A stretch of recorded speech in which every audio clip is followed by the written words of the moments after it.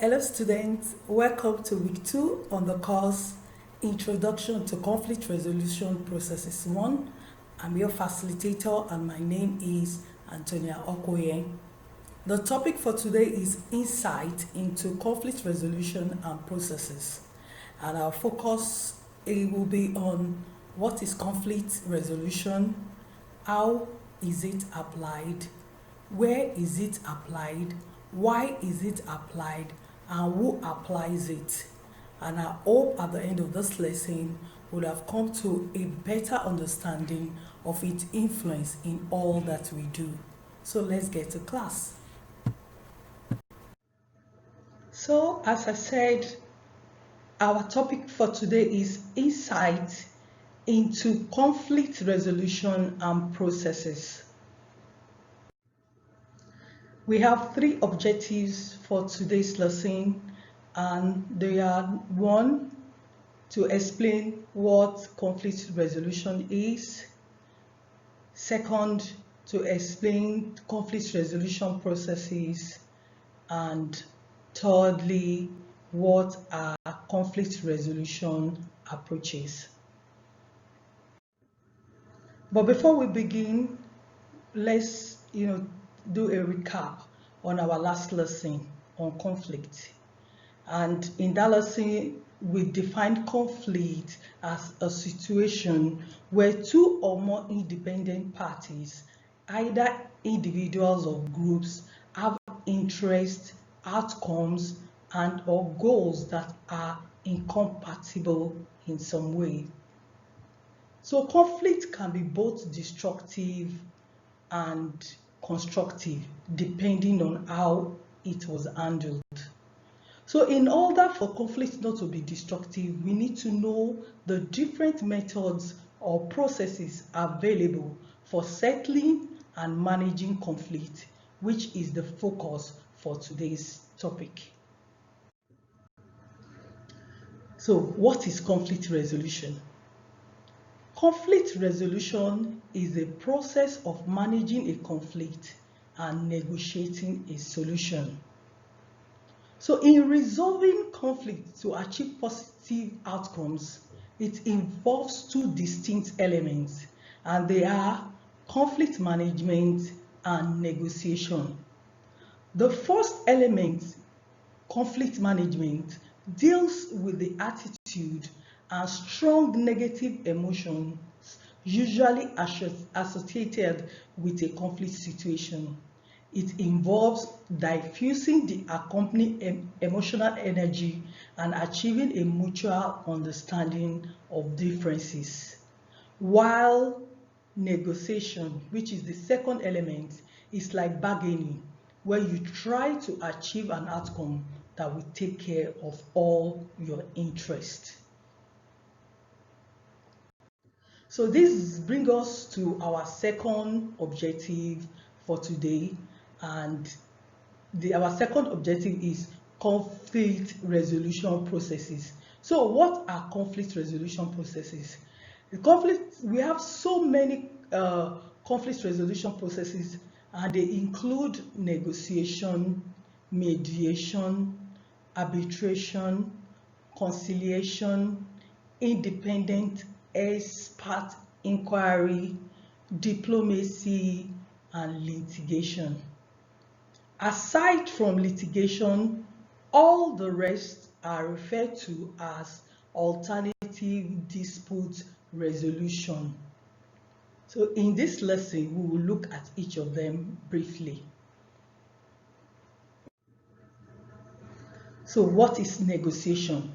Negotiation is the process whereby parties seek to settle or resolve their conflict.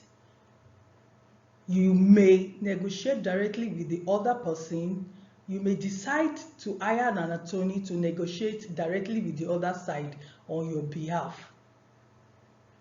There are no specific procedure to follow. You can determine your own, but it works best if all parties agree to remain calm and not talk at the same time. So let's look at this picture that we have here. It depicts exactly what happens in a negotiation situation. You see two parties in conflict, and they are making efforts, to build a bridge across each other. So that means that in negotiation, this is the initial step to conflict resolution, where parties in conflict make efforts on their own to resolve their own problem. So this negotiation can occur in any place. It can occur in your living room, in your office, in a boardroom, wherever it's convenient. There is no specific place where it can occur. It can occur in any place that is convenient. Our second conflict resolution process is mediation.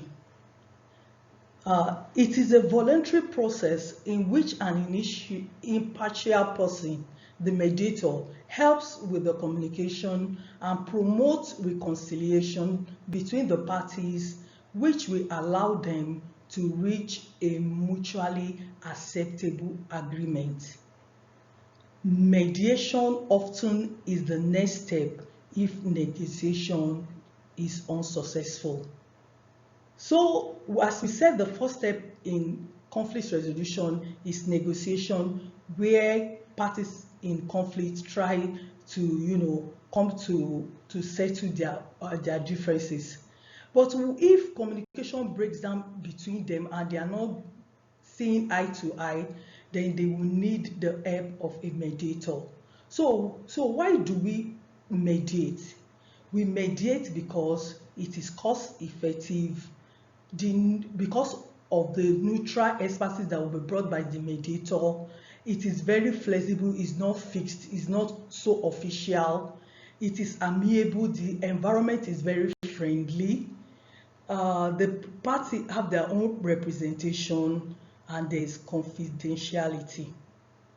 So another peculiar thing about mediation is that the decision arrived at is not binding, except before the onset of the process, the parties have agreed that whatever agreement they come onto, that they are going to accept it, then it becomes binding. The mediator himself cannot force himself on them. He only helps them to come to an acceptable or mutually accepted outcome. The next conflict resolution process we'll be looking at is arbitration. This is the submission of a disputed matter to an impartial person, the arbitrator, for decision. It is typically an out-of-court method for resolving a dispute. And the arbitrator controls the process, will listen to both sides and make a decision. Like a trial, only one side will prevail. Unlike a trial, appeal rights are limited. So as we can see, that when you come before an arbitrator, you should have an understanding that the decision that will be taken by that arbitrator is going to be binding on you. So this agreement is enforceable. Arbitration is also close to litigation. And so parties in disputes, when they decide to go for arbitration, there is a clause, and the clause is that the decision becomes binding on both of them. Our next conflict resolution process that we are looking at is conciliation. And this is the process which the parties to a dispute are helped by a neutral, independent third party who may be either an official provided by the state or a private person, to reach a mutually acceptable settlement. The conciliation process is just like mediation. The parties will be assisted by the neutral and independent third party to bring them together and define a solution in order to achieve the satisfactory agreement. So the conciliator, what it does is that it sets up a meeting and in a conducive place at a conducive time, and it makes suggestions to the parties. He does not enforce his opinion on them. He just gives them options and allow them to decide on the right options for each other. They come to an agreement and it becomes satisfactory because they actually worked it out. He only try to focus their attention on the needs of the other party. Our next conflict resolution process that we'll be looking at is litigation, and it is the most familiar type of conflict resolution. We have criminal and civil litigations, which typically involves a defendant facing off against a plaintiff before either a judge or a judge and a jury. The judge or the jury is responsible for weighing the evidence and making a ruling.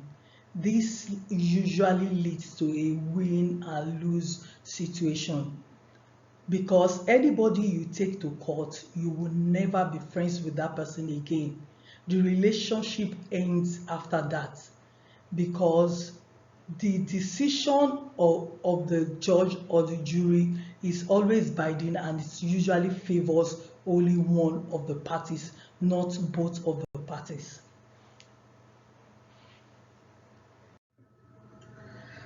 The next conflict resolution process we'll be looking at is independent expert inquiry.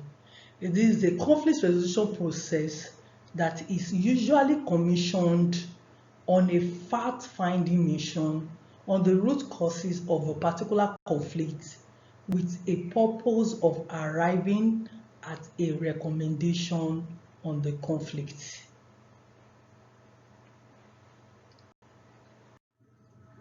And the last conflict resolution process that we'll be looking at is this diplomacy. Simply putting it, it's a process that is usually employed to resolve conflict between sovereign nations to bring about world peace. And we see that this is very important in maintaining world peace. Countries have to be in harmony with their neighbors, and they do so by having diplomatic ties. When these diplomatic ties are broken, then other things can arise from there. So diplomacy is a way of, resolving conflicts between sovereign nations. So this brings us to our final objective for this lesson. And our final objective is, what are the approaches to a conflict situation? I will let us know that we do not react the same way to every conflict. Every conflict situation will react in different ways. It depends on the situation of the conflict, and each one leads to a very different outcome to be valued at that particular time. So the first one we'll be looking at is forcing. Forcing is when one of the conflict parties firmly pursue his own or her own concern despite the resistance of the others. That is, the one party pursue his own interests without taking cognizance of the needs of the other person. So this may involve pushing one's viewpoint at the expense of the another, or maintaining firm resistance to the counterpart's action, and it is also known as competing. This type of conflict approach usually leads to a win and a lose situation, and is sometimes necessary also to stop the other party in lording their view over you. So it has two options. two important roles to play. Is either you are using it to enforce your own viewpoint, or you are using it to resist the other party's viewpoint.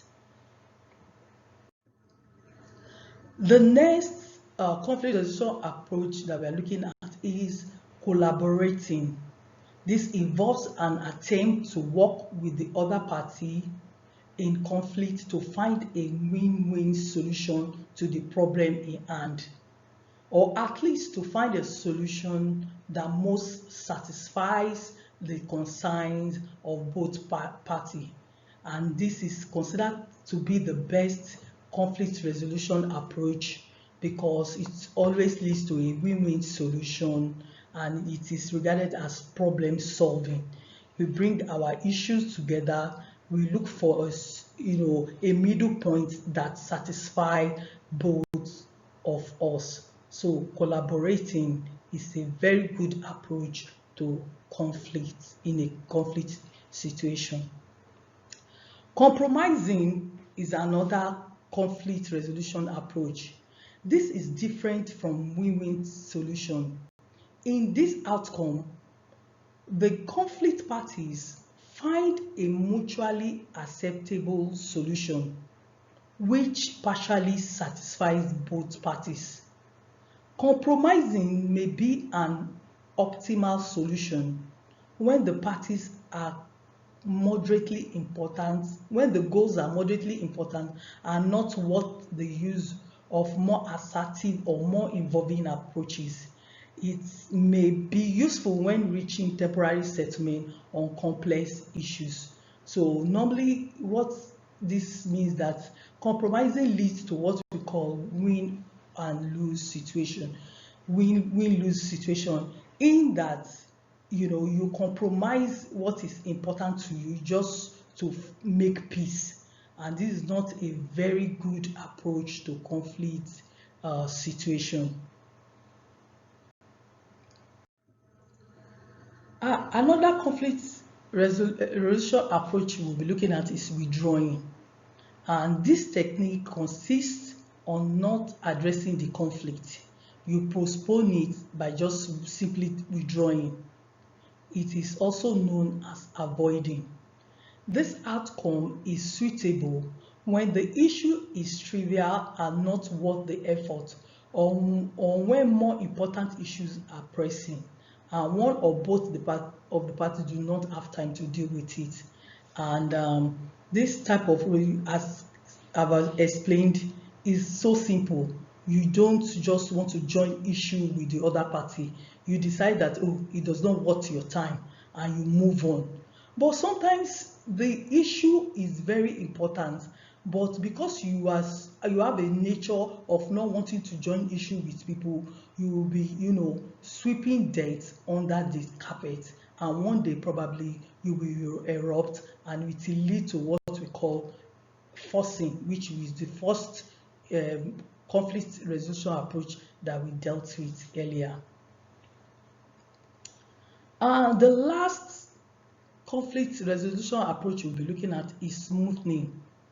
Smoothing is accommodating the concerns of others first of all, rather than one's own concerns. This kind of strategy may be applied when the issue of the conflict is much more important for the counterpart, whereas for the other, it is not particularly relevant. It is almost close to compromising, because at this type of approach to conflict, people tend to abuse it. When they see that you are very accommodating, you try to put people their own concern first, people will just take advantage of you, and they will start imposing and enforcing their own interest, not considering yours at all. So this brings us to the end of today's lesson, and in this lesson we have successfully explained conflict resolution processes and approaches. and establish the fact that conflict resolution skills are necessary skills that everyone needs in order to negotiate a positive outcome for one's interest. So bye for now. See you soon.